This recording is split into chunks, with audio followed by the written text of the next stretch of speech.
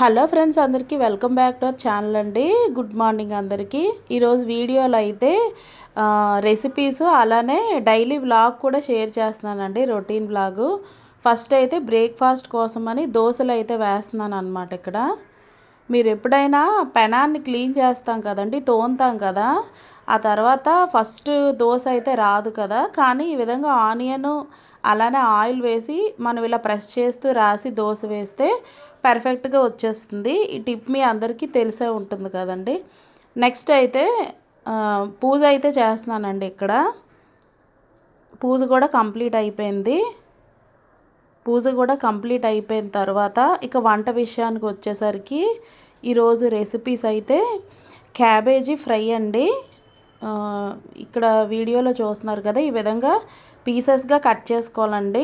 Cut చేసుకొని ఇలా చాపర్లో వేసేసుకోండి ఉంటే, లేదంటే మీరు నైఫ్తో తరగగలిగితే ఇంత ఫైన్గా తరిగేసుకోవచ్చు అన్నమాట. దీనిలో అయితే చాలా ఫైన్గా చాప్ అయిపోతుందండి. పిల్లలు కూడా ఈజీగా తినేస్తారనమాట. మనం రైస్లో కలిపి పెట్టేస్తే ఒక రైస్ ఐటెంలా అయిపోతుంది. పెద్ద ముక్కలు అయిందనుకోండి తీసేసి పక్కకు పెట్టేస్తారు కదా. మదర్స్ ఎవరైనా ఉంటే ఇలా ట్రై చేయండి. ఈ టిప్ అనేది మీరు ఏ వెజిటేబుల్ పెట్టాలనుకున్నా ఇలా ఫైన్గా చాప్ చేసేయడం వల్ల వాళ్ళు తినేస్తారనమాట ఈజీగా. నెక్స్ట్ అయితే ప్యాన్లో ఆయిల్ వేసి పోపులు, పచ్చిశనగపప్పు, ఎండుమిర్చి, కరివేపాకు వేసిన తర్వాత ఒక 5-6 వెల్లుల్లిపాయలు దంచి వేసేయాలండి. ఇందులో నార్మల్గానే దంచేయాలి, దానికి పీలేం తీయక్కర్లేదు అనమాట. ఫ్రై అయిన తర్వాత ఉల్లిపాయలు వేసుకోవాలి. చూస్తున్నారు కదా ఇక్కడ ఎంత ఫైన్గా చాప్ అయిపోయాయో అసలు. ఇందులో వేగిన ఉల్లిపాయల మిశ్రమంలో ఈ క్యాబేజ్ తరుగు అయితే వేసేయాలి. వేసేసి దీనికి కావలసిన సాల్ట్ ఎంత అయితే పడుతుందో అంతా వేసేసి, అంటే మగ్గడం కోసం అన్నమాట,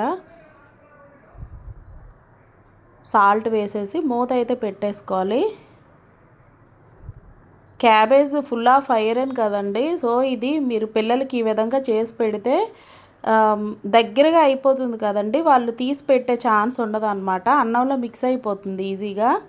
లంచ్ బాక్స్ రెసిపీగా చాలా బాగుంటుందండి. ఇది ఒకసారి ట్రై చేయండి మీరు కూడా. ఇది హాఫ్ అయితే మగ్గిందండి. ఈ స్టేజ్లో ఒక టొమాటో అయితే పెద్దది కట్ చేసి వేసాను.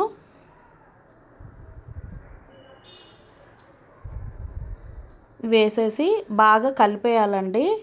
ఇది కొంచెం మనం వేసిన టొమాటో మగ్గిన తర్వాత పసుపు, కారం వేస్తున్నాను. ఇక్కడైతే కారం అయితే చాలా తక్కువే వేయాలండి ఇలాంటి రెసిపీస్కి. ఫ్రై రెసిపీస్ కదా, ఎప్పుడైనా వెజిటేబుల్స్ మనం ఫ్రై చేసినప్పుడు కారం తక్కువ వేసుకోవాలండి. ఎండుమిర్చి, పచ్చిమిర్చి ఇలాంటి వాటితో కాంపెన్సేట్ చేయాలన్నమాట. ఎక్కువ కారం వేసేయడం వల్ల బాగుండదు ఫ్రై అనేది.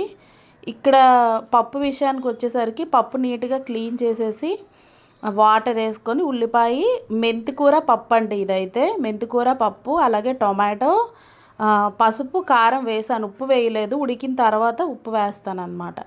ఇక్కడైతే ఆయిల్ వేసానండి, ఎందుకంటే కుక్కర్ లిడ్ అనేది పాడవకుండా ఉంటుందన్నమాట. ఆయిల్ వేయడం వల్ల ఏదైతే లోపల లిక్విడ్ లాంటిది బయటికి రాకుండా మనకి పర్ఫెక్ట్గా ఉంటుందన్నమాట. ఇక్కడ కర్రీ అయితే ఫైనల్ స్టేజ్కి వచ్చేసిందండి. చూస్తున్నారు కదా ఎంత యమ్మీగా ప్రిపేర్ అయిపోయిందో కర్రీ. చాలా బాగుంటుందండి ఇది. మీ పిల్లలు కూడా ఖచ్చితంగా ఇష్టపడతారు. ఇది ట్రై చేయండి ఒకసారి. నెక్స్ట్ ఇక్కడ కుక్కర్ చూస్తున్నారు కదండి, ఎలాంటి వాటర్ లోపల నుంచి రాలేదండి. లిడ్ కూడా చూసారు కదా. ఈ విధంగా రైస్లో అయితే కలిపేయచ్చండి. బాయ్ అండి అందరికీ. Please do subscribe.